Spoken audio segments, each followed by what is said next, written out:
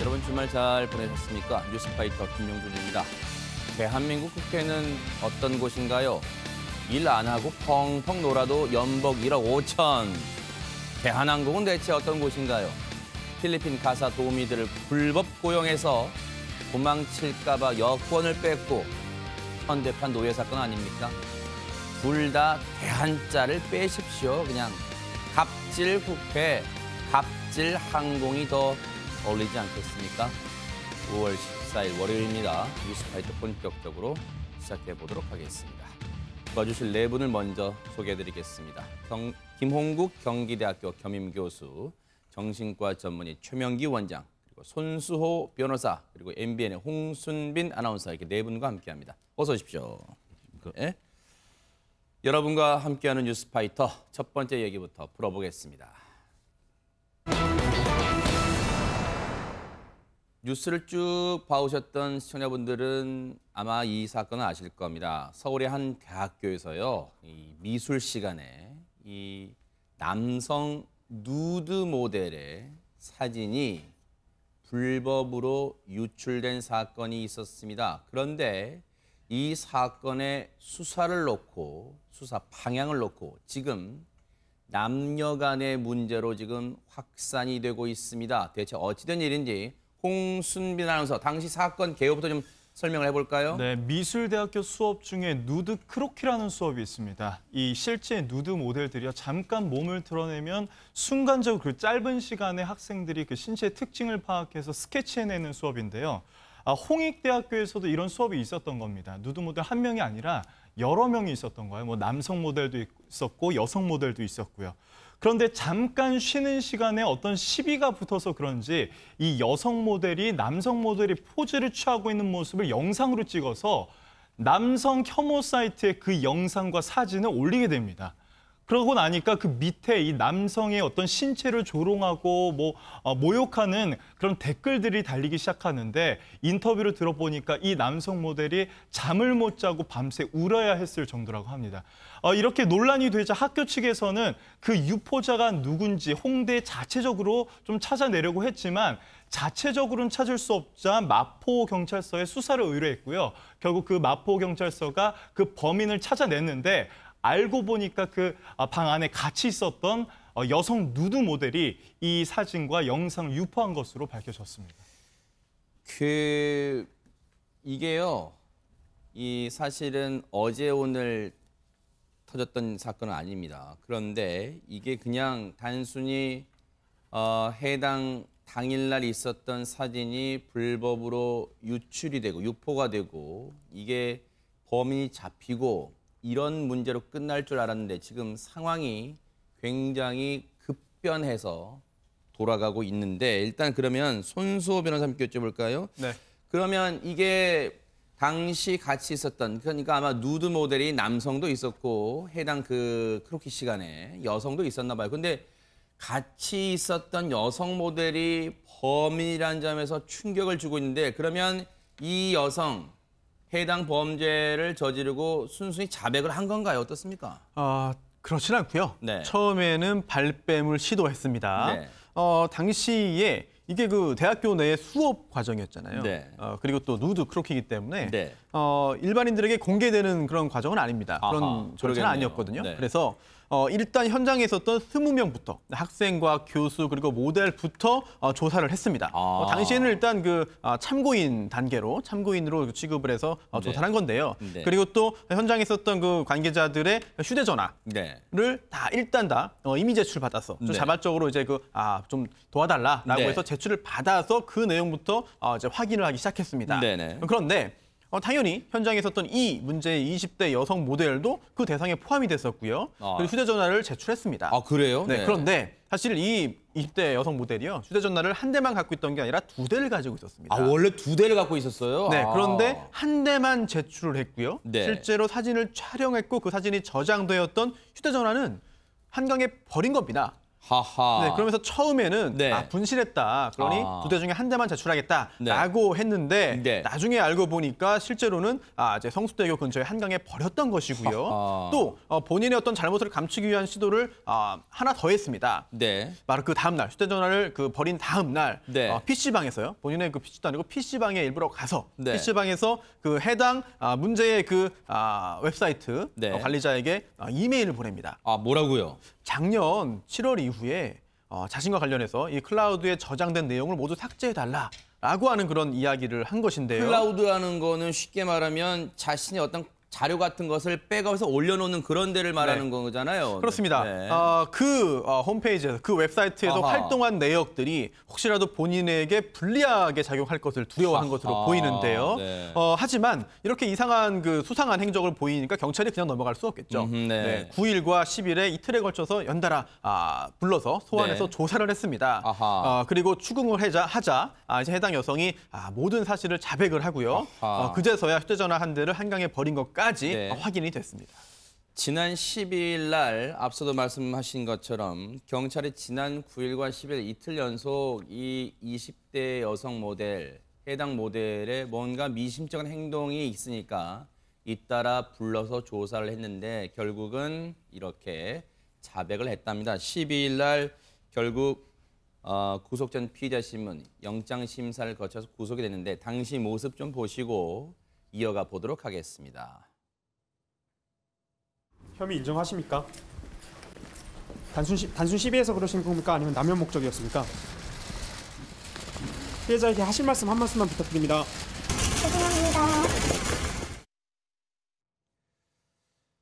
네, 기자가 이런저런 질문을 했습니다만 사실 글쎄요, 질문 자체가 저런 표현을 쓴다는 게 조금 부적절해 보이긴 합니다만 어쨌든 최명기 원장님 이유 같은 게 있을 거 아니에요. 이런 지금 사회적으로 큰 파장을 불러일으킬 만한 이유가 분명히 있을 텐데 뭐라고 하던가요, 이 여성분은? 이 여성에 따르면은 이제 피의자 주장입니다.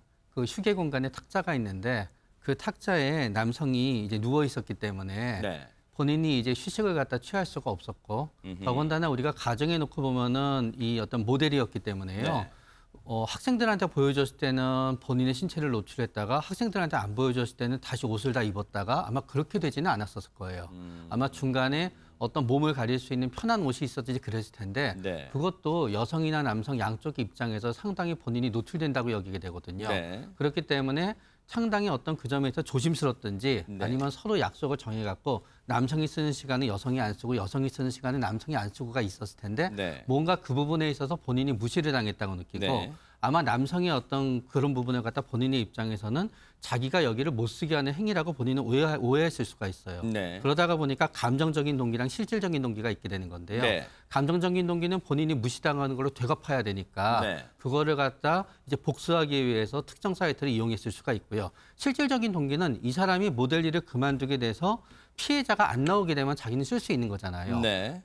그런 다음에 이 여성이 전체 상황을 파악했을 때도 네. 왠지 학생들도 많고 그랬기 때문에 빠져나갈 수 있었을 것 같다는 생각을 했었을 것 같아요. 네. 그리고 통상적으로 이런 사건을 이렇게 적극적으로 조사하지 않을 거라고 네. 본인이 잘못 추단한 점도 있었고요. 그래서 두 개가 합쳐서 범행으로 이어졌을 거라고 추측하게 돼요. 지금 사실은요, 이 부분이 사실 말씀드리긴 참 민감합니다. 왜냐하면 이 누드 모델을 직업으로 하시는 분들 입장에서는 특히 그 누드 모델의 어떤 생활 같은 게 굉장히 어렵다는 점을 저희가 어떻게 다 100% 알 수 있겠습니까? 이해를 할 수 있겠습니까? 그래서 그 부분이 상당히 민감한 부분, 즉 잠시 이 누드 모델 한 다음에 즉 학생들을 위해서 어떤 포즈를 취한 다음에 짧은 포즈를 취하고 긴 휴식을 갖고 굉장히 한 자세로 있으니까요. 굉장히 힘들답니다. 그런 패턴으로 하기 때문에 모델들이 쉴 수 있는 공간도 즉 사용자 측에서는 이 편의를 배려해서 공간 확보를 잘 해줘야 된다는 그런 어려운 점도 그런 문제점도 여러 차례 지적이 된 바를 제가 기사를 통해서 읽은 바가 있습니다만 어쨌든 당시에 이런 어려운 점은 있었던 것 같은데 그렇더라도 100번 양보하더라도 이 문제를 이렇게 남성의 사진을 영상과 사진으로 유포한 행위는 용서받지 못할 것 같다는 생각이 드는데 손수호 변호사님, 네. 결국 이 여성이 지난 12월 구속이 됐어요. 네, 네. 그렇습니다. 열흘 만에 구속이 된 거죠. 아하. 일단 서울 서부지법에서 영장 실질 심사가 있었는데요. 당시에 증거 인멸의 염려가 있다, 네. 또 도망의 염려가 있다라고 아하. 해서 구속됐습니다. 네. 일단 당시에 지금까지 계속 말씀드렸습니다만 누드크로키 수업 과정에서 남성 모델의 신체를 네. 동의 없이 찍어서 유출한 혐의를 받고 있는 것인데요. 네. 사실 이게 법적으로 보자면은 사실 굉장히 좀 단순한 사건입니다. 아하. 어제 성폭력 범죄의 처벌 등에 관한 특별특례법에 따르면 네.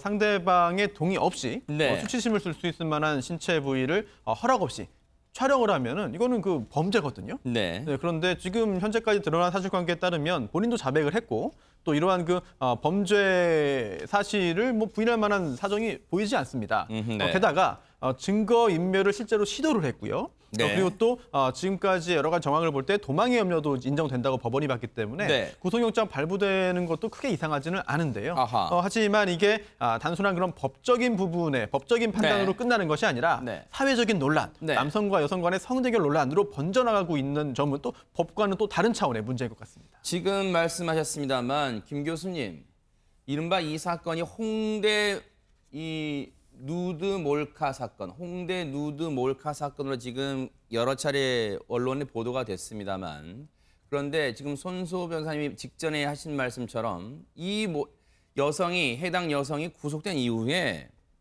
이 사건이 지금 남녀 간의 성대결 양상으로 지금 번지고 있어요. 이거 왜 그런 겁니까, 이게? 네, 그동안에 많은 사건들이 있었습니다. 이런 네네. 몰카 사건들이 있었는데 국민들께 굉장히 큰 충격을 줬는데 그동안에 경찰 조사했던 그런 사안을 본다면 네. 전반적으로 피해자의 대부분이 여성들이었었고요. 네. 특히 이제 구속된 그런 통계를 본다면 네. 거의 90% 이상의 네. 살해의 경우가 남성에 의해서 저질러진 살해였음에도 불구하고 네. 사실은 전체 구속률은 3 내지 4%밖에 되지 않았다. 아하. 그런데 이번에 여성이 사실은 범죄자가 된 상황에서 범죄 피해자죠 이제 네. 그런 상황에서 이 사안은 너무나 빠르게 수사가 진행됐고 또 여성을 또 구속까지 한 것들 그리고 또 경찰에 포토라인에까지 세웠던 것은 전례가 없다. 포토라인에 세운 게 지금 3년 전 2015년 이후에는 한 번도 없다고 그럽니다. 그때 2015년 사건이 뭐였죠? 그 당시 워터파크 몰카 사건 말씀이시는 맞습니다. 거죠? 네네. 네네. 그 사건 이후로 이제 없었기 때문에 이제 여성들은 이 사안에 대해서 여성도 남성과 같은 똑같은 동등한 국민이다라면서 네. 청와대에 청원을 올리고 그게 벌써 27만 명의 네. 동의를 받았다는데 아마 더 늘었을 겁니다. 오늘 오전 8시 14분 현재 29만 명 저희가 조사해봤더니 30만 명 육박하고 있습니다. 말씀하시죠. 그러니까요. 네네. 그렇기 때문에 여성들 입장에서는 과거의 남성 몰카 범죄자들에 비하면 너무나 차별 아니냐 네. 이런 판단을 하고 있는 거고요. 네. 일단 조금 전에도 나왔지만 일단 법률적인 측면에서는 네. 역시 경찰이나 또 법원의 판단은 좀 다른 것 같습니다. 네. 왜냐하면 두 차례에 걸쳐서 일단 휴대폰 한 개를 한강에 버린 유기한 네. 그 혐의가 있고요. 더군다나 해당 홈페이지와 애플 아이폰 당시 썼던 휴대폰이 그건데요. 네. 애플 본사에 또 자신이 했던 기록을 지워달라 요청을 했고요. 네네. 더불어서 상대에게 명예훼손이 될 수 있는 남성 혐오 사이트에 또 글을 올렸지 않습니까? 네. 이 동영상과 함께. 네. 이거는 이 보통 사안보다는 일반적인 포털이나 이런 게 게시한 것이 아니라 네. 혐오 사이트에 올렸던 것은 네. 결국은 이 남성 모델과의 분개가 되는 사건도 있었겠지만 네. 이 남성에 대한 명예훼손, 모욕에 해당되기 때문에 네. 경찰과 검찰의 판단은 다른데요. 그러나 여성계 전반적으로는 그동안의 우리 사회 남성 문화에 대한 네. 그런 비판적인 시각이 함께 깔려 있는 것 같습니다. 지금 청와대 게시글에 30만 명 가까이 동참을 하고 있는 상황이기도 하고 또 게다가 좀 이런 것이 논란이 되니까 카페까지 생기고 있다고 네. 합니다. 불법 촬영 편파 수사라는 카페 이름인데 지금 여기에서 보니까 우리는 항상 여성들이 이렇게 얘기를 하고 있는 것 같아요. 우리는 항상 몰카 범죄에 노출돼 있는데 신고를 해도 솜방망이 처벌은 물론 수사도 제대로 이루어지지 않더니 이번에는 왜 이렇게 수사가 적극적으로 이루어진 거냐며 이번 주말에는 또 시위까지 계획을 하고 있다고 합니다. 지금 청와대 국민청원 게시판에 글이 한 차례 올라왔고 그 이후에 공감 댓글, 공감 청원이 지금 30만 명을 육박한데요. 오늘 오전 8시 14분 현재 저희가 파악을 해봤어요. 뉴스파이터 제작진이 파악을 해봤더니 29만 9천 명이 넘어요. 30만 명 육박하고 있는데 그런 글입니다. 피해자가 여성이기 때문에 아무렇지 않게 넘어가고 즉 여성이 몰카 피해를 당했을 때는 아무렇지도 않게 경찰의 수사도 그냥 지지부진하게 넘어가더니 이번 사건처럼 홍대 누드 몰카 사건처럼 피해자가 남성이니까 재빠른 수사를 하는 것은 옳지 못합니다. 여성과 남성 둘 다 동등한 대한민국의 국민이기 때문이죠. 누구나 범죄를 저질렀다면 벌을 받고 누구나 피해자가 되었다면 국가로부터 보호받을 수 있는 그런 대한민국을 절실히 바랍니다. 이런 글들이 올라오니까 막 여기 공감 댓글이 막 붙고 있어요. 그렇다면 손소 변호사님 정말로 진짜 피해자가 남자라서 이번에 빨리 수사가 이루어진 걸까요? 짚어볼 필요가 있습니다. 그렇게 생각하시는 많은 분들이 이게 청원에도 동의하시고 또 여러 가지 문제를 지금 제기하고 있는데요. 객관적인 좀 숫자를 한번 확인해 볼 필요가 있겠습니다. 느낌보다는요. 네. 2016년 경찰청 통계에 따르면요. 네. 불법 촬영 범죄 이런 성 관련된 그런 몰카가 포함됩니다. 불법 촬영 범죄 검거율이 94.6%입니다. 네, 그리고 또 나머지 네. 검거하지 못한 경우는 네. 사실 그 촬영뿐 아니라 촬영된 영상을 2차, 3차로 이제 전달하거나 이제 판매 유통한 경우에도 처벌이 네. 되는데요. 이런 경우에 해외에 어떤 서버를 둔 경우라든지 네. 일단 정말 열심히 수사하고 추적했는데도 찾지 못한 경우가 존재할 수밖에 없는 것이죠. 네. 네. 그런 경우가 여기에 약 5%에 포함되는 것으로 지금 분석이 되고 있는데요. 네. 따라서 피해자가 남성인지 여성인지, 즉 피해자의 성별에 따라서 차별적으로 수사를 하는 것으로 네. 보기는 좀 어렵습니다. 네. 객관적인 증거를 찾기는 어려운 것이죠. 네. 다만 그렇게 생각을 하시는 분들이 적지 않다는 점은 네. 지금까지 대부분의 몰카 범죄의 피해자가 여성이었고 네. 또 그 중에서 아직까지 이제 그 가해자를 잡지 못한 경우도 물론 존재를 하고 네. 또 가해자를 이제 적발한 경우라도 네. 영상이 한번 온라인상에 유포되기 시작하면 네. 완벽하게 제거하는 것이 어렵습니다. 네. 그러다 보니 어쩔 수 없이 존재하는 그런 소수의 여전한 그 피해자들의 피해가 정도가 심하기 때문에 네. 더욱더 그 여성 피해자들의 사례가 더 부각돼 보이는 것이지 네. 남성과 여성을 수사기관이 차별해서 남성 피해자는 사건은 더 열심히 수사하고 네. 여성 피해자인 사건은 그렇지 않다라고 보기에는 글쎄요. 그렇게 단정할 수 있는 객관적인 실질적인 증거는 좀 부족한 것이 아닌가 생각됩니다. 이 얘기 하나만 짚고 최명기 원장님 말씀 듣고 이제 다음 점 넘어갈게요. 그 요거 하나 읽어드릴게요. 지금 피해 남성 모델은 소속사가 있어요. 지금 그 관계자가 뭐라고 하냐면 피해자에게 2차 가해를 가한 워마드 이용자들에 대한 이 워마드라는 게 그냥 쉽게 설명을 드리면 남성 혐오 사이트라고 있답니다. 워마드라고 남성 혐오 사이트입니다. 이 워마드 이용자들에 대한 고소도 진행할 예정이다. 그리고 현재로서 이 모델이요, 남성 모델이 지금 매우 큰 피해를 입고 힘들어하는데 외출도 하지 못하고 있을 정도라고 합니다. 그런데 앞서 손수 변호사님의 말씀에 제가 덧붙이면 지금 여성단체 입장에서는요, 뭐라고 하냐면 청와대 국민청원 게시판에 이런 많은 30만 명에 육박하는 동의글이 올라오는 이 배경을 경찰이 유심히 들여다보고 한 번쯤은 생각해 볼 필요가 있다. 지금 이렇게 얘기를 하고 있어요. 그동안의 수사 행태가 그동안 여성 피해자들한테는 너무 방관적이고 수사가 그냥 지지부진했던 것을 반증하는 거 아니냐 한 번쯤 생각해 볼 필요가 있다. 이렇게 지금 여성단체는 얘기를 하고 있습니다. 그러니까 어떤 점에서 바라보게 되면 이 수사에 있어서 이번에 구속이 안 됐다 그러면 또 검찰은 또 반대 의견이 굉장히 시달리게 되었을 거예요. 구속이 안 되면은 역시 남성에 대한 이런 범죄에 대해서는 구속이 안 되는구나라기 때문에 이건 또 바라보기에 양쪽에 이제 있는 면이 있고요. 그러나 여기에서 우리가 또 중요하게 되는 거는 결국 피해자에 대한 우리가 어떤 보상과 피해자의 아픔을 갖다 바라봐야 되는 부분이 네. 이런 어떤 논란 속에서 흐려지는 건 아닌가라고 생각하게 되고요. 네. 피해자 입장에서는 빨리 이 일이 원만하게 수습이 되고 본인이 이게 좀 사람들 앞에서 오르내리지 않아야 되고 그래야지 빨리 회복되게 되거든요. 네. 그렇기 때문에 이런 논란은 일단 일정 기간 피해자가 좀 상처에서 회복되고 나서 이런 논란이 있었으면 좋겠지. 이 피해자야말로 이렇게 자신으로 인해서 자신에 대해서 본인의 입장에서 정당하게 가해자가 피의자가 구속이 된 것인데 그 구속이 잘못되었다고 이러는 상황 자체가 피해자 입장에서는 죽고 싶을 정도로 괴로운 마음은 계속될 것 같아요. 네. 이 남성 모델에 대한 해당 영상과 사진을 유포한 분에 대해서는 앞으로 법의 단죄가 있을 거로 기대합니다. 그런데요, 그와는 별도로 지금 이 논란이 있잖아요.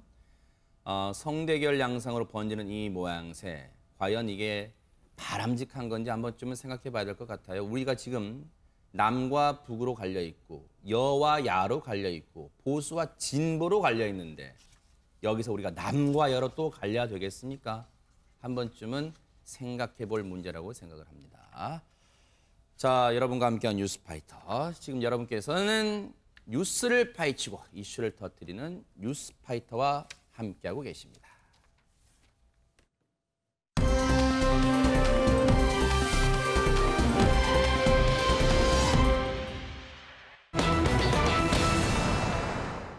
서해안 고속도로에서요. 정말 아찔한 순간이 있었습니다. 홍순빈 아나운서. 네, 그 아찔한 순간에 순발력을 발휘해서 아주 적절한 행동을 취한 그 의인에 대해서 지금 경찰이 극찬을 하고 있다는데요. 어떤 모습인지 한번 확인해 보겠습니다.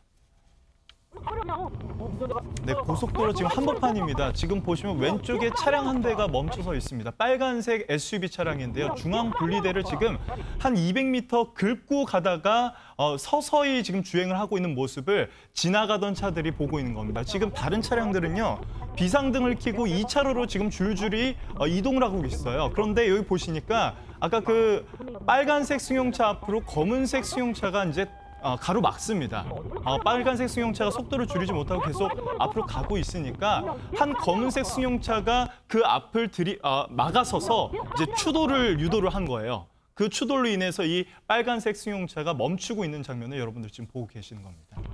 지금 저 영상만 보시면 시청자분들은 뭐야? 무슨 상황이야? 하실 거예요. 그러니까 지금 이 차 있죠? 차 중에 뒤에 있는 SUV 차량이라고 해야 될까요? 이 픽업 차량이라 해야 될까요? 그 차량이 있어요. 이 차량이 왠지 이유 없이, 이유는 모르겠지만 고속도로 보면 중앙분리대 아시죠, 여러분들? 콘크리트로 되어 있습니다. 이 일반 도로는 중앙분리대가 거의 없습니다만 고속도로에 콘크리트로 된 중앙분리대를 차가 긁으면서, 이러면 긁으면서 간다 그래야 되나? 빡빡 긁으면서 계속 가는 거예요. 한 200m, 300m를 쭉쭉 가는 거예요. 그러니까 저렇게 비가 내리는 날인데도 옆에 2차로, 3차로, 2차로 가는 차량들이 이게 무슨 일이지 하고 찍는 거예요. 대체 저 차량 무슨 일일까? 고속도로, 여러분 고속도로에서요. 아무리 빗길이지만요. 못해도 80km 이상은 낼 거예요, 속도를. 그러니까 얼마나 긴박하고 위험한 순간이겠습니까? 그래서 사람들 막 찍습니다. 그런데 저 검은색 차량이, 보다 못한 저 검은색 차량이 저 빨간색 차량의 앞으로 가서 저 자신의 차량을 고의적으로 들이받게 해서 그 충격으로, 즉 제동을 시킨, 즉 차를 멈추게 한 그런 상황을 옆에 지나가던 차량이 휴대전화로 촬영해서 저희에게 제공을 해주신 영상입니다. 근데 김 교수님, 저거 진짜 저 장면을요, 우리가 그냥 화면으로 보니까 그랬나 보구나 하지만요, 저 운전자 입장에서는 지금 차가 중앙분리대를 긁으면서까지 차를 멈추지 못했을 상황이 있었을까요? 그럼요. 그 당시 상황을 지금 경찰 조사에 따르면 운전자가 평상시에 지병이 있었고요. 그 상황에서 운전을 하다가 의식을 서서히 잃어갔다고 합니다. 네. 의식을 잃었었기 때문에, 그리고 옆에서 지나가던 다른 운전자들의 증언에 따르면 운전자가 조수석과 운전석 사이에 머리를 떨어뜨리고 쓰러져 있는 상황이었다고 하니까요. 세상에. 그러면 저희가 지금 사실은 굉장히 이게 늦은 동작으로 봤기 때문에 그런데요. 영화 속에 거의 정말 긴박한, 만일의 경우 촬영을 했다면 정말로 영화 미션 임파서블이나 이런 상황이 떠오를 정도로 아주 긴박한 상황이었고요. 그런 속에서 사실은 일반인들, 저희가 이런 급박한 상황을 보더라도 그렇게 긴박하게 대처하기 쉽지 않거든요. 그런데 저 차량을 구조했던 저 의인의 경우는 곧바로 이 상황을 파악하고 옆에서 경적으로 울리고 가다가 도저히 안 되겠다고 판단이 되니까 차량을 자기 차로, 사실은 또 자기 차가 받치는 상황이 되는 건데요. 추돌이 되니까요. 그런 또 본인의 피해가 있었거든요. 그럼에도 불구하고 그 상황에서 저분을 구하고 또 다른 큰 사고를 막았다. 만일의 경우 저 상황이 지속됐다면 정말로 수십 중 추돌 사고, 많은 사망자가 날 수도 있는 사안인데 아마 저 의인 덕분에 결국은 사고도 막았고요. 그리고 그 굉장히 실신하다시피 했던 그분도 구하는 네. 정말로 이 시대에 보기 드문 의인이 아닌가 참 박수를 쳐주고 싶습니다. 지금 앞서 이 김 교수님 설명 중에 그런 게 있었어요. 지금 지나간 차들이 보니까 이 해당 빨간색 이 픽업 트럭이요. 운전자가 지금 운전대 사이로 고개를 푹 숙이고 있었다 그랬잖아요. 그러면 뭔가 운전자의 신체에 뭔가 지금 위중한 상황이 있었다는 걸 감지할 수 있잖아요. 일단 관련해서요. 경찰 얘기 들어보시고 이어가 보도록 하겠습니다. 지병이 뭐 있다고 그러시는데 거의 한 1.5km 정도를 지금 그렇게 중앙분리대를 긁고 가셔요 보니까. 그때는 이제 의식이 이제 없었다가 이제 구조 중에 이제 의식이 돌아왔다고 이렇게 얘기하고 있거든요. 현장 근무자는. 저희가 그냥 전에 듣기로는 한 200m, 300m만 중앙분리대를 이 차가 긁으면서 간 줄 알았더니요. 경찰 얘기로는 무려 저 상태로 1.5km나 중앙분리대를 긁으면서 갈 정도로 운전자가 한동안 장시간 의식을 잃었던 상태인 걸로 지금 파악이 되고 있습니다. 당시 그 긴박한 상황을 조금 더 이제 전해드리면 네. 당시에 이때 주말이었습니다. 차량이 네네. 굉장히 많은 상태였어요. 중앙분리대 반대편 쪽에서는 계속 커다란 트럭이 다가오는 상태였고 이 차를 뒤따르던 차량도 굉장히 많았습니다. 실제로 이날 그 경찰 신고가 굉장히 많이 이루어졌다고 합니다. 거의 뭐 20건 가까이 신고가 이루어졌었는데 워낙 이 차량이 정체돼 있지 않고 어느 정도 앞으로 가고 있다 보니까 누구 하나 이렇게 정작 나서기 힘든 상황에서 이 의인이 나서가지고 직접 이렇게 차를 부딪혀서 막아섰던 이런 사건이었습니다. 지금 저 순간이요. 보세요. 물론 이 영상을 찍어서 저희에게 보내주신 분도 현장을 보면서 안타까운 마음이 들었고 또 현장에서 아마 도움을 주셨던 걸로 저희가 알고 있는데요. 사실 저 상황에서 도움을 저 앞에 자신의 차량으로 막아선 분도 정말 대단하지만 주변 분들도 도움을 다 주셨습니다. 그런데 최명기 원장님, 저 급박한 순간에 도움을 주기가 참 쉽지는 않아요. 왜냐하면 고속도로라는 장소의 특성상 차가 쌩쌩 달리는 곳이기 때문에 위험이 상당히 따르는 곳이란 말이에요. 네, 그렇기 때문에 이 어떤 구출 과정이 상당한 위험이 따르게 되는 게 네. 만약에 그 속도가 결국 속도와 차의 무게가 맞아야 되는 건데요. 네. 만약에 저 차는 따라서 직진을 하고 있고 막아섰는데 만약에 네. 튕겨난다거나 그렇게 되게 되면은 네. 막으려고 했던 차가 반대 차선으로 튕겨나면서 본인이 굉장히 커다란 위험에 처할 수도 있었거든요. 네. 그렇기 때문에 아무나 할 수 없는 일이었고 그러니까요. 그런 다음에 또 우리가 아무리 그게 이분이 결국은 아마 제 생각에는 목숨을 갖다 구하신 분이 아마 목숨을 구해주신 분의 차량에 대해서 일정 부분에 대해서 보상을 했을 거라고 생각하지만 네. 결국은 또 내가 내 차를 갖다 망가뜨리면서 해야 되는 거고요. 네. 그렇기 때문에 아무나 할 수 없는 일이었고 더군다나 전 이분의 후속조차가 굉장히 좋았던 것 같아요. 네. 단지 막아선 데서 끝난 게 아니라 네. 막아서고 나서 뭐 신고하고 어쩌면 하는 게 아니라 망치를 깨고 들어가서 네. 사람을 갖다 구했다는 거에 있어서는 네. 진짜 용감하고 굉장히 신속하고 그런 분이신 것 같아요. 그러니까요. 이분이 얼마나 정말 순간적이지만요. 그 급박한 순간에 기지를 발휘해서 즉 이 빨간색 픽업 트럭 차 앞으로 검은색 차량이 멈췄잖아요. 그 운전자가 처음에는 다급하니까 손으로 그 빨간색 픽업 트럭의 유리창을 깨려고 하는데 좀처럼 깰 수가 없잖아요. 그래서 지나가는 조금 전에 저희에게 영상을 보내주신 그런 분들에게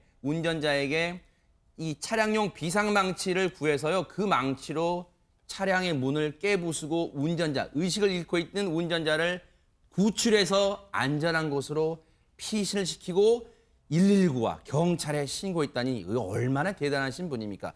지금 영상을 보내주신 그리고 당시 사고 상황을 목격했던 분의 얘기를 좀 들어보시고 이어가 보도록 하겠습니다.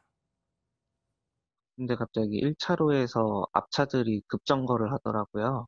그래서 다들 비상 깜빡이 켜고 천천히 가고 있는데 중앙분리대 쪽으로 슬쩍 보니까 앞에 차가 중앙분리대 쪽에 부딪힌 채로 이렇게 있는 것 같이 보이더라고요. 그래서 저는 접촉사고 난 줄 알고 피해 가려고 했는데 그 차가 계속 움직이고 있더라고요. 가까이서 클락션을 올려봤어요. 혹시 뭐 실수로 졸음운전해가지고 부딪힌 줄 알고. 근데 그게 아니라 계속 못 듣고 주행을 하더라고요. 중앙분리대 뭐 반사경 같은 것도 계속 긁으면서 가니까 화편이 막 튀고 해가지고 지금에서야 뭐 그게 반사경인 줄 알았지 그때는 그것도 몰라가지고 막 뭐 심각하게 막 뭐 부셔지고 있는 줄 알았거든요, 차가. 네. 그래서 가까이서 가서 보니까 또 운전자는 고개를 푹 숙이고 있고요. 경찰에 바로 신고를 했어요. 아니라 뭐 뒤에 다른 차들도 다 서가지고 몇 분이 나오셨어요, 그때. 네. 그 영상에서 본 것처럼 소스카이 운전자분이 망치 얘기를 막 하셨는데 뒤에서 망치를 가진 분이 가지고 나오셔가지고 그걸로 뒷유리를 먼저 깼다가 운전자 상태를 보고 그다음에 문을 열어야겠다 싶어서 시동을 꺼버리시고 그다음에 이제 구호 조치를 하시더라고요. 그런데도 이 의인은요, 손수호 변호사님 이렇게 얘기를 합니다. 그런 긴박한 상황이었기 때문에 이 운전자가 아까 말씀드린 대로 의식을 잃은 상황이라 그랬잖아요. 네. 내가 아니더라도 누군가는 도왔을 것. 참 말씀도 이렇게 멋지게 하십니다, 정말로. 네. 이런 말씀을 하실 정도의 분위기 네. 때문에 저렇게 참 의로운 행동을 할 수 있지 않나 싶습니다. 네. 사실 법적으로 의무가 있는 구호 행위는 아닙니다. 아하. 따라서 그냥 지나가도 특히나 1차로에서 저렇게 이상하게 주행하는 차가 있는데 나는 피해서 가야지라고 멀리 돌아서 갔다 하더라도 네. 누구도 법적으로든 도덕적으로든 비난할 수는 없는 네. 일입니다. 하지만 본인의 여러 가지 위험 그리고 또 시간적인 손실을 감수하고 상대방의 사실 누군지도 모르는 운전자거든요. 그렇죠. 네. 누군지도 모르는 운전자의 안전을 위해서 본인이 희생을 한 것이기 때문에 네. 반드시 이 부분에 대해서는 좀 많은 사람들이 당연히 이제 감사의 마음을 가져야 될 것 같고요. 네. 특히 저 의인의 그 행동으로 인해서 이제 위급한 상황에서 벗어난 그 운전자 같은 경우에도 이제 의식이 없었다가 구조 중에 의식이 돌아왔다고 하거든요. 네. 만약에 저렇게 구호 행위가 없었다고 한다면 의식을 찾기 전에 이제 변을 당할 수도 있었습니다. 그렇죠. 네. 그런 상황을 피할 수 있도록 저렇게 의로운 행동을 했기 때문에 네. 정말 가족뿐 아니라 네. 의식이 돌아와서 그래도 변을 피한 그 분의 그 가족뿐 아니라 저희 같이 이제 그 제3자 방송을 보는 제3자 입장에서도 네. 굉장히 감사하는 마음을 가질 수밖에 없는 것 같습니다. 이 의인분께서 무슨 상을 바라고 이런 행동하셨겠습니까? 물론 그렇더라도 경찰에서는요, 이분 꼭 찾으셔가지고요, 정말 의인상을 좀 주셔야 될 것 같아요. 왜냐하면 이분 덕분에요, 그 의식을 잃은 의식을 잃은 운전자분도 살았지만요, 목숨을 건졌지만 다른 고속도로에서 있을 수 있는 2차 피해, 그 피해도 막을 수 있지 않았나 이런 생각을 하는데, 왜냐하면요, 이 의인의 가족이 봤다면 그랬을 거예요. 아이고, 그 어려운 그 위험한 순간에 왜 나서가지고 그래? 라고 했을 수도 있습니다. 그만큼 긴박하고 위험한 순간에 이런 빛난 영웅다운 모습을 보여주신 이분께 감사를 드리겠습니다. 정말 감사합니다. 고맙습니다.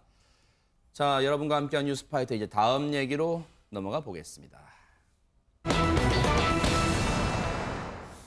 이번에도 자동차 얘기긴 합니다만 조금 다릅니다. 혹시 이런 경우가 있으셨던 분 계실지도 모르겠습니다. 홍순빈 아나운서. 네, 울산에 살고 있는 30대 남성이요. 술을 마시고 대리 운전기사를 불러서 귀갓길에 오르고 있었습니다. 그런데 그 차량 안에서 대리 운전기사랑 이 30대 남성 간에 시비가 붙은 겁니다. 서로 간에 뭐 이 길로 가야 된다, 저 길로 가야 된다, 뭐 길을 아냐 마냐 뭐 이런 거 갖고 시비가 붙은 거예요. 결국 이 대리 운전기사는요, 편도 2차로에 그 차량을 그대로 놓고 떠납니다. 그러니까 도로 한복판에 30대 남성 혼자 차 안에 홀로 남게 된 상황이었어요. 이 남성이 그래서 이제 대리운전 회사에 전화해서 다른 운전기사를 요청을 하지만 거절을 당한 상태였고, 그렇다고 이 차량을 갓길에 대려고 하니 그 갓길마저도 없어가지고 굉장히 위험한 상황이었습니다.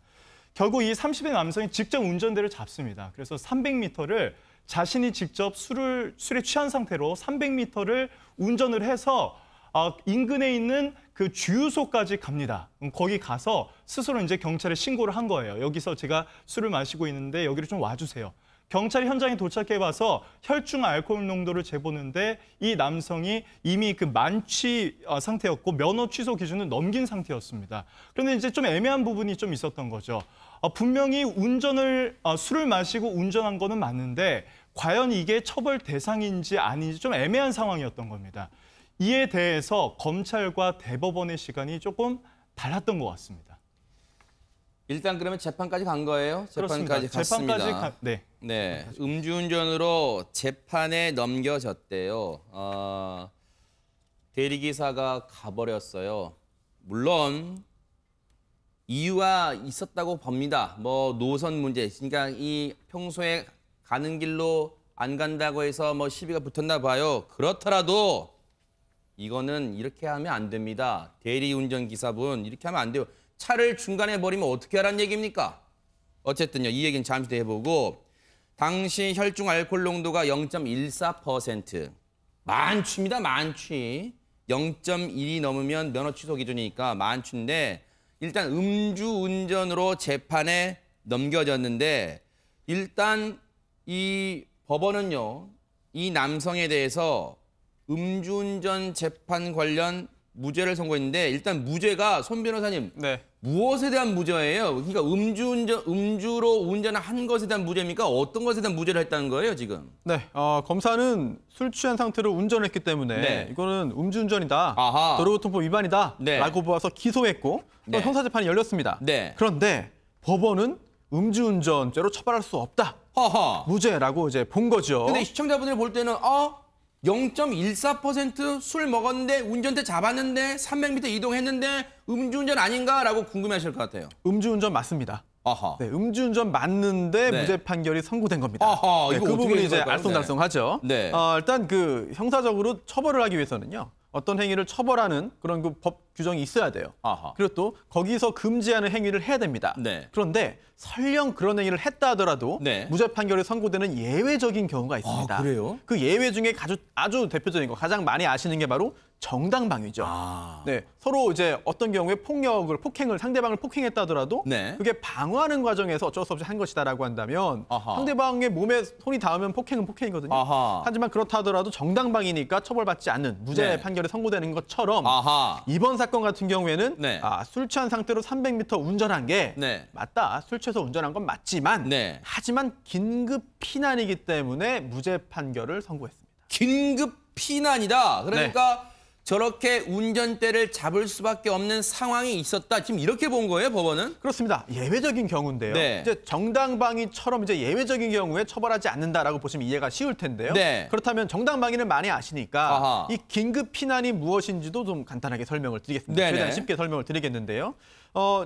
자기 자신 또는 다른 사람의 어떤 법익에 대해서 이제 그 위난을 이제 피하기 위한 상당한 이유 있는 경우에는 네. 위법성이 없기 때문에 처벌을 하지 않는 것인데요. 네. 이거를 좀 풀어서 설명드려야 될 것 같습니다. 네. 이렇게만 보시면은 이게 도대체 어느 경우에 긴급 피난이냐라고 네. 하는 걸 전혀 이제 판단하기가 좀 쉽지가 않은 상황인 것 네. 같은데요. 그러니까 이번 사건에 빗대어서 보자면은 이번 사건 같은 경우에 네. 그 현장이 굉장히 좀 위험한 곳이었습니다. 네. 자동차도 이제 제한 속도가 시속 70km였지만 시속 80km 이상으로 진행하는 차가 적지 않은 곳이었고요. 네. 또 갓길도 없었고 아하. 그리고 또 좀 굴곡진 그런 굴곡진 그런 도로였습니다. 또 뭐 대리운전 불렀으면 밤이나 새벽이었을 거 아니에요, 또. 그렇죠. 네. 이렇게 위험한 곳에서 대리운전 기사가 계약에도 이제 반하게 현장을 떠나버린 거거든요. 아하. 그렇다면은 현장에 그대로 있었다면은 네. 이거는 뒤에서 주행해오는 자동차에 의해서 사고를 당할 수밖에 없는 아하. 상황이었다. 네. 그런 위험성이 있는 상황이었고 네. 그러한 위험을 피하기 위해서 네. 이제 그 300m라는 짧은 거리를 아하. 이제 운전한 것이기 때문에 네. 이거는 처벌할 수 없는 아하. 긴급 피난이다라고 아하. 본 것이죠. 근데 김 교수님, 그럼에도 시청자분들이 보실 때는 아니 그러면 대리운전 기사가 현장을 떠난 것은 어처구니 없는 상황인 건 이해는 되지만 그렇다고 운전대를 잡기 전에 그 자리에서 경찰이나 또는 차량 견인 서비스를 이용하면 되지 않느냐라고 물으실 것도 같습니다. 네, 충분히 가능한 그런 네네. 질문이라고 판단이 되고요. 네네. 아마 다들 그렇게 물었을 거고요. 네. 여기에 대해서 일단 검찰에서는 경찰에 신고하거나 지인에게 연락하지 않았다라는 아하. 점을 상당히 중요하게 이제 기소한 이유로 들었는데요. 네. 이에 대해서 법원의 판단이 좀 달랐습니다. 왜냐하면 아하. 그 시간이 이제 자정 무렵에 대리기사에게 연락해서 이 대리기사가 왔습니다. 네. 그리고 이 상황이 벌어진 것은 대략 기사가 내린 시간이 12시 40분 정도로 추정이 되거든요. 새벽이네요. 네. 그렇습니다. 그리고 12시 46분에 주유소에 도착을 해서 경찰에 신고를 했습니다. 네. 그러면 이 시간에 사실은 도로가 굉장히 긴박하고 굴곡진 곳이고 네. 또 차들이 빠르게 달리는 곳인데 네. 그 시간에 과연 차량 견인 서비스가 전화를 받고 올 것이냐. 아하. 전화 그때 받지 않거든요, 되게. 아. 거기다 지인들도 그 시간이라면 사실은 이제 취침에 들어간 시간 아니겠습니까? 아하, 그렇기 네. 때문에 법원은 이 사람이 지인이나 경찰에 사전에 신고하지 않았지만 네. 그 시간에 연락될 가능성이 별로 없었던 데다가 그 상황이 굉장히 긴박하고 위험한 상황이었다. 네. 이 점을 고려해서 네. 이 부분을 무죄로 판단한 것으로 보입니다. 이런 경우에 언제나 긴급 피난이기 때문에 무죄 판결에 선고되는 건 아니에요. 네. 구체적인 사정을 봐야 되는데요. 네. 특히나 긴급 피난으로 처벌을 피하기 위해서는 상당한 이유가 있어야 됩니다. 네. 근데 이 상당한 이유도 좀 뭔지 설명을 드려야 됩니다. 네. 간단히 설명드리면 이 사건 같은 경우에 그 주행거리, 운전거리가 짧았습니다. 네. 300m였고요. 그리고 그리고 또 300m가 짧았다는 네. 이것도 개인차가 있잖아요. 거리상의 어떤 네. 느낌. 네, 그렇죠. 근데 이 말씀하세요. 300m 가서 무엇이 있었느냐? 네. 300m를 단순히 그냥 간 게 아니고요. 300m 앞에 주유소가 있었습니다. 네. 그래서 그 주유소에서 멈추었고 이제 그 신고를 한 것이고요. 또 하나 경찰에 스스로 신고를 했습니다. 네. 이게 300m 이동하기 전에 하지는 않았습니다만 300m 이동해서 주유소에 안전하게 들어간 후에는 네. 스스로 경찰에 신고를 해서 자수를 했거든요. 네. 물론 자수를 했다고 다 유죄 판결 나오는 게 아니라 그 후에 재판을 거쳐서 무죄 판결이 선고된 상황이고요. 네. 이처럼 여러 가지 정황들을 볼 때 네. 이거는 상당한 이유가 있다라고 보아서 긴급 피난으로 판단받은 거죠.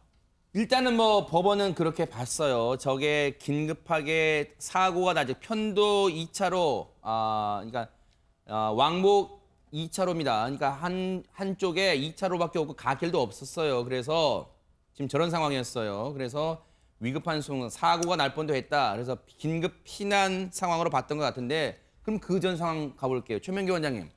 아무리 이 길 가는 문제, 즉 이쪽 방향 갈지 저쪽 방향 갈지 대리운전 부르는 손님과 갈등이 있다 손 치더라도 대리운전 기사가 운전하다가 말고 그냥 차에서 내려서 가버린 게 이게 어떻게 봐야 됩니까 이걸? 이분의 말씀에 따르면 네. 처음에 운전을 시작할 때부터 기사분이 이제 길을 잘 몰라서 내비게이션을 사용했는데 다리 사이에 내비게이션을 갖다 끼우고 운전을 시작했다 그럽니다. 아이고.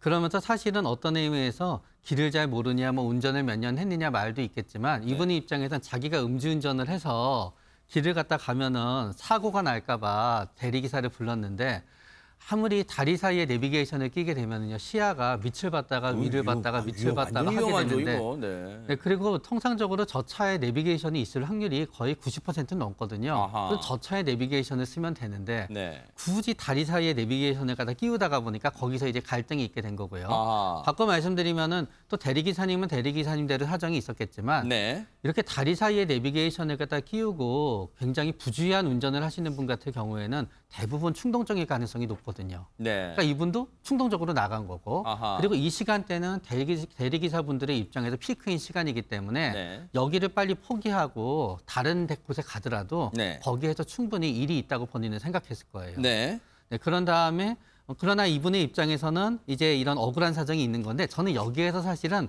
저 개인적으로도 풀리지 않는 부분은 왜 112에 신고를 했을까는 저 개인적으로도 풀리지 않아요. 운전자분이 네, 운전자분이 신고하지 않았으면은 아무 일도 그러니까 그게 올바르다는 뜻은 아닙니다. 네. 신고하지 않고 거기서 택시를 부르거나 네. 아니면은 했으면 가는 건데 네. 112에 신고를 한 거는 네. 어쩌면은 주치 상태에서 신고를 했을 수도 있고요. 네. 어쩌면 신고를 한 목적이 어쩌면은 이분도 기억이 얼핏 안 나겠지만 대리기사분의 행위에 대해서 신고를 하다가 본인의 음주운전에 대해서 신고하게 된 셈이 되었을 수도 있는 것 같아요. 조금 전에 자막에 운전자가 대리운전기사에게 차에서 내려라 라고 말했다는 그런 자막이 나왔는데요. 네. 이 부분 굉장히 중요해서 추가 설명이 좀 필요합니다. 그럴까요? 네네. 네네. 사실 검사는 이 운전자가 대리운전기사를 내리라고 했기 때문에 그래서 내린 거 아니냐. 그렇기 때문에 이거는 긴급 피난으로 볼 수 없다. 네. 자초위난이다. 자초한 위난이다. 네. 라고 말을 한 건데요. 그 부분이 인정되었다고 한다면 이건 긴급 피난 될 수 없습니다.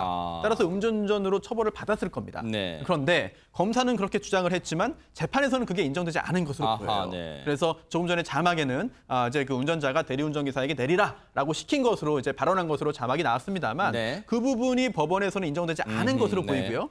물론 이게 이번 재판이 확정되지 않고 항소심으로 간다면 네. 그 부분에도 다시 한번 논란이 있을 수 있겠는데요. 네. 그 정도로 이게 자초한 위난이냐 운전자가 아니면 긴급하게 발생한 긴급 피난이냐라고 네. 하는 점은 굉장히 중요한 유죄 무죄를 가르는 부분이니까요. 네. 굉장히 중요한 부분이라고 할 수 있겠죠. 물론 대리운전자분들 중에는 열심히 하시는 분들 많은 거 알고 있습니다. 하지만 그리고 이 하다 보면 운전자분, 즉 이 대리운전을 요청한 운전자들이 아나무인격을 하는 경우가 많아서 인격적인 모욕감을 느끼는 경우도 많다고 저희가 뉴스파이터에서도 전해드린 적이 있습니다. 하지만 그렇다 손치더라도 이렇게 된 경우 생각해 보세요. 만약에 큰 사고가 이어졌다면 어쩔 뻔했습니까? 그러니까 한 번쯤은 반성하는 계기도 한번 마련해 보시기 바랍니다. 가져보시기 바랍니다.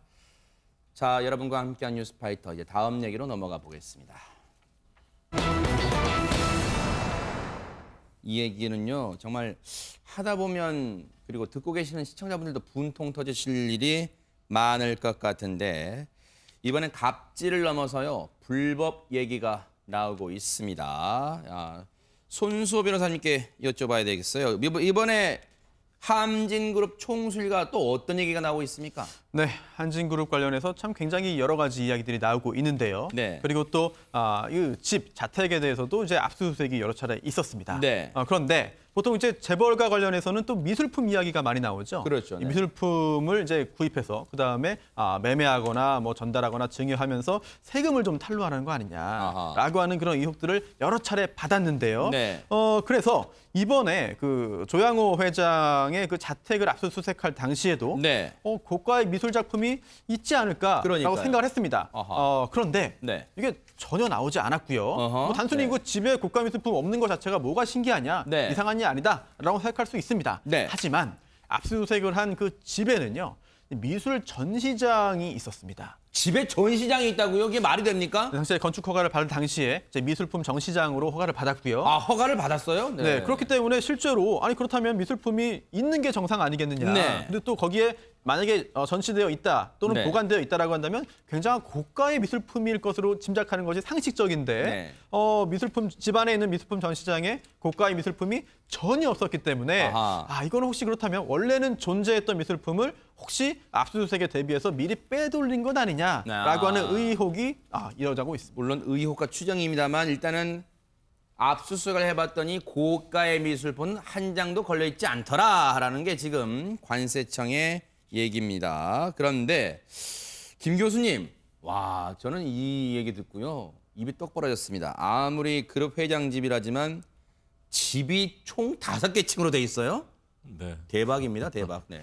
뭐 아무리 뭐 생각하더라도 네. 참 쉽지 않은 부분인데요. 네. 역시 뭐 대기업 총수라서 뭐 미국의 뭐 라스베가스 뭐 어디 가면은 뭐 엄청난 저택들이 있다고 하지 않습니까? 네. 우리나라 뭐 대기업 재벌도 그런 곳들이 상당히 있을 텐데 네. 지상 2층, 지하 3층인데요. 지하 3층 대부분이 전시 공간으로 이루어져 있다. 그곳에 그런데 사실은 이제 두 분이 조양호 회장과 부인 이명희 여사 두 분이 사실은 미술 관련해서는 굉장히 유명한 애호가들입니다. 네. 특히 조양호 회장 같은 경우는 사진 분야에서는 굉장히 이 조예가 깊고 네. 그래서 대한항공이나 한진그룹에서는 네. 사진 관련 뭐 공모전도 하고 네. 또 조양호 회장도 그게 대해서 굉장히 사진에 대한 사랑이 깊은 분이고 네. 또 뭐 이명희 여사도 마찬가지입니다. 네. 미술 원래 전공을 했었고 미술을 굉장히 사랑했다. 그래서 네. 전시장을 마련하고 여러 가지 이제 작품들도 뭐 구입하고 또 많은 애호가들과 교류를 했다고 하는데요. 네. 그러나 일반인의 입장에서 봤을 때는 네. 사실은 지하 3개 공간을 네. 거의 이런 전시장, 미술 전시실로 만들었다. 네. 사실은 깜짝 놀랄 입이 좀 벌어질 그런 일입니다. 뭐 조양호 회장하고 이명희 뭐 이루지단 이사장인가요? 두 사람한테 꼭 분이라고 안 해도 그냥 사람이라 해도 그거 나쁜 말 아니잖아요. 그냥 조양호 회장, 이명희 씨 이 두 사람 저는 이렇게 부르겠습니다. 굳이 뭐 분까지 해야 될 이유가 있겠습니까? 그런 생각이 들고요. 조양희 회장의 부인 이명희 씨가 대학에서 미술을 전공한 전문가로 그림의 조예가 깊다는 평가를 받고 있대요. 누구 평가인지는 모르겠어요. 그런데 일단은 홍순빈 아나운서, 네. 고가의 미술품이 관세청 인천세관본부, 인천본부세관이 이 압수수색했을 때 고가의 미술품 안 나왔지만 어쨌든 거기에 비밀 공간이 있었다는 것은 그때 드러났었죠. 그렇습니다. 한진그룹 자택에 비밀 공간이 있었다라는 제보가 있었고 그에 따라서 이제 이뤄졌던 게 그 주택 2차 압수수색이었는데 그 당시에 실제로 비밀 공간이 발견이 됐었습니다. 그냥 숨겨진 공간이 아니라 뭐 책꽂이를 밀어내거나 옷을 모두 치워야 보이는 공간이었는데 뭐 당시에 뭐 조현민 전 전무의 그 방에서 이어지는 비밀 공간까지 이렇게 발견이 됐었죠. 그런데 이 공간 안에 살펴보니까 사실 당시에는 밀수 그리고 탈세와 관련된 물품들이 발견되지 않았었습니다. 이때부터 이제 뭐 이런 물품들을 뭐 은닉해 둔 거 아니냐 뭐 이런 의혹들이 나오기 시작했던 거고요. 김영문 관세청장은 비밀 공간은 외부인이 봤을 때 알 수 있는 구조가 아니다. 그런 공간, 그런 장치를 만들어 두고도 그 공간을 비워놨다는 것은 말이 안 된다. 누군가 치운 것으로 보인다. 뭐 이런 얘기를 하기도 했습니다. 관세청이요. 지금 김영문 관세청장이 뭐 언론에서 인터뷰도 하고 있습니다만 뭐 비밀의 방 구조가 그러면 그 언론에서 물어봤어요. 아니 그걸 비밀의 방이라고 그럼 규정하는 이유가 뭐냐 했더니 그게요. 옷장 안에 옷이 있잖아요. 옷을 치워야지 들어갈 수 있는 구조래요. 그래서 비밀의 방이 맞다고 규정을 하고 있습니다. 그래서 지금 관세청은요. 일단 압수수색을 해서 뒤져봤더니 고가 미술품 없잖아요. 그래서 이 모 메신저 프로그램으로 이 관세청에 제보해 주세요라고 지금 이런 지경까지랍니다. 지금 관세청도 참 답답한 지경이라는 걸 보여주고 있는 상황 같고요. 그런데 홍순빈 아나운서. 네. 한진그룹 지금 이명희 씨 포함한 이 조양회 회장 일가의 외국인 도우미 불법 고용 얘기 나오는데 이건 무슨 얘기입니까? 또 제보창에 필리핀 가정부의 비밀이라는 제목의 글이 올라옵니다. 그 조양호 일가에서 그 가정부가 여러 번 바뀌었다는 사실을 아마 많이 들어보셨을 텐데요. 그런데 조양호 일가 측에서는 이 외국인 가사 도우미를 굉장히 많이 선호를 했다고 합니다. 왜 그런가 알고 보니까 이런 뭐 필리핀 가사 도우미를 도우미를 이제 들여드리면 한국어를 잘 알아듣지 못한다는 점 때문에 함부로 부릴 수 있다. 뭐 이런 점 때문에 선호를 했다고 하는데 실제로 그 조 회장의 이명희 씨의 그 운전기사의 얘기를 들어보니까 누구누구라고 필리핀 여자가 있었다. 1년에 한 번씩 휴가를 주는데 그 필리핀 가사 도우미가 한 번 갔다가 일이 너무 힘들어서 다시 돌아오지 않았다. 뭐 이런 얘기를 하고 있는데요. 거기서 그치는 게 아니라 그러고 나니까 필리핀 지점장을 통해서 다시 그 가사 도우미를 데려왔었다. 그리고 데려와서는 여권을 빼앗아서 다시 돌아가지 못하도록 했다. 뭐 이런 제보까지 나오고 있습니다. 손수호 변호사님, 네. 필리핀 국적의 외국인 여성 도우미, 가사 도우미를 불법으로 고용했다는 얘기가 그냥 제보나 설로만 그치면 안 될 거 아니에요. 그러면 뭔가 이 해당 부서, 법무부나 이런 데서도 뭔가 확인을 해봐야 될 거 아닙니까? 그렇습니다. 지금 수사가 진행되고 있습니다. 실제로 이제 11일에 그 대한항공 본사 압수수색을 했는데요. 그 당시 압수수색 대상 중에 하나가 바로 인사전략실이었습니다. 네. 그 인사전략실 내에 조양호 회장 일가가 필리핀인 가사 도우미를 불법으로 고용해서 또 한국으로 이제 들어와서 일을 하도록 하게 한 네. 그런 그 관련된 증거를 수집하기 위해서였는데요. 네. 당시 압수수색한 자료 중에 관련 정보가 있지 않을까 이렇게 예상이 됩니다. 네. 그리고 또 최근에는 이 문제가 드러나자 불거지자 필리핀 가사 도우미, 실제로 일을 하고 있는 한국 내 필리핀 가사 도우미 중에 일부를 필리핀으로 돌려보냈다는 제보도 있습니다. 만약 그렇다고 한다면 뭔가 실제로 단순한 의혹만이 아니라 네. 실제로 법을 위반해서 조양호 회장 일가가 필리핀 도우미와 관련된 불법을 저지른 거 아니냐라고 네. 하는 생각을 조금 더 진하게 짙게 만드는 부분인 것 같고요. 네. 특히나 이제 출입 당국은 이제 위장 취업 형태의 불법 고용이 네. 이게 얼마 전에 새로 있었던 것이 아니라 네. 굉장히 긴 시간에 걸쳐서 이들 일가가 해온 것으로 지금 짐작을 하고 있습니다. 네. 만약 이러한 짐작을 뒷받침할 만한 증거가 발견된다면 네. 이에 따른 그런 그 사법 처리는 반드시 뒤따라야 할 것으로 보입니다. 이거는요 반드시 밝혀내야 됩니다. 여러분 생각해 보세요. 필리핀 출신의 가사 도우미는 한국어를 알아듣지 못해 물론 지금 제보에 따른 그리고 진술에 따른 겁니다만 아직 공식적인 수사가 개시가 된 것 같지는 않아요. 여러 가지 지금 이 증언, 진술들만 나오고 있습니다만 이명희 씨의 운전기사로 일했던 A 씨라는 사람의 얘기예요. 필리핀 여성이 한 번 1년에 한 번 휴가를 주는데 필리핀 갔답니다. 휴가 때 필리핀 갔대요. 근데 안 들어온대요. 얼마나 힘들고 개인적으로 인간적 모욕을 당했으면 안 들어왔을까라는 추정을 할 수 있잖아요. 그런데 안 돌아오나 보다 하는 게 아니라 필리핀에 있는 대한항공 지점장을 통해서 잡아다 다시 끌고 왔대요. 이 분의 얘기입니다. 이 표현입니다. 그리고 거기서 끝난 게 아니라 그 이후로 다시 데려왔잖아요. 그 이후로 그 필리핀 여성이 여권을 뺏어서 가지고 있대요. 못 도망가게 여권 관리를 사모님 누구겠어요? 이명희 씨하고 회사에서 했대요. 최명기 원장님 이거 지금 옛날 무슨 조선시대에나 있을 법한 지금 뭐 하자는 겁니까? 이게 만약 사실이라면. 이건 완전히 인신을 갖다 이제 구속한 거고요. 네. 보통은 예를 들어서 외국에서 뭐 산업연수생으로 일하려고 온 사람들이 들어왔을 때 여권을 갖다 빼앗고 원래 그분들이 원하지 않는 곳에 일을 보낸다. 이런 어떤 우리가 생각하는 전형적인 어떤 악랄한 범죄자들이 하는 거랑 별 차이가 없는 거예요. 네. 그리고 더욱더 충격적이었던 거는 거기에 있어서 회사가 도움을 줬다는 거거든요. 개인이 아니라. 그렇기 때문에 이런 일들은 진짜 어떤 인성을 갖다 가늠할 수 있는 네. 어떤 그 가늠대인 것 같아요. 진짜 이런 행동들은. 그리고요. 진짜 이런 표현이 시청자분께 송구합니다. 사실상 현대판 노예제도와 다름없다는 지적이 나오고 지금 제보가 나오고 있어요. 해외여행 갈 때요. 조양호 회장 일가 한 명씩, 가족 한 명마다 필리핀 가사 도우미 한 명씩 무슨 이게 1대1 서비스도 아니고 김 교수님이 뭐 하자는 거예요. 이게 지금 물론 단정하는 게 아니라 지금 이런 얘기가 나오고 있기 때문에 반드시 해당 주무부처는 이거 반드시 밝혀내야 됩니다. 이게 있을 수 있는 일입니까 이게 지금?